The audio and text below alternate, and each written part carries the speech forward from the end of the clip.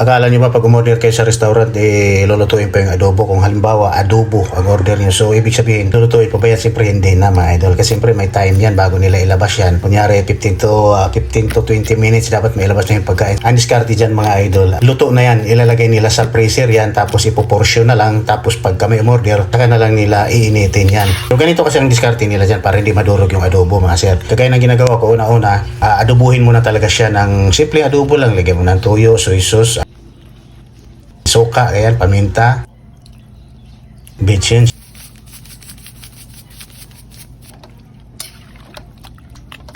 tubig, at syempre ay lutuin mo siya, palambutin mo siya ng maigi, kagaya niyan. Ayan, nilagyan ko pa ng laurel. Pag lutong-luto na po, dapat malambot na. Hanguin po natin mga sir. Pag hinango po natin siya, siguro palamigin lang natin ng mga, patuluin lang natin, ganun, parang ganun lang. Tapos pag tulong-tulo na, tsaka natin idiretso doon sa kumukulong mantika. Kagaya niyan. So nailagay ko nga, hindi pa masyadong mainit yung mantika, pero okay na rin yan. So ang gawin natin, i-crispy lang natin mga sir yung ating adobong manok. Ayan. So purpose natin rito, para kahit ilagay natin sa freezer yung ating adobo, i-stack natin, hindi siya nadudurog.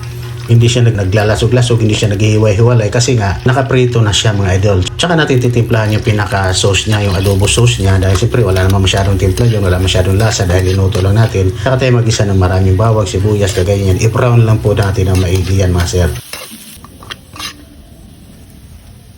Tapos lagyan po natin ng harina na siyang pampalapot. Yan, igisa rin natin yung harina, yan, i-brown din natin. Yan, gisa-gisa lang po natin kasama yung harina.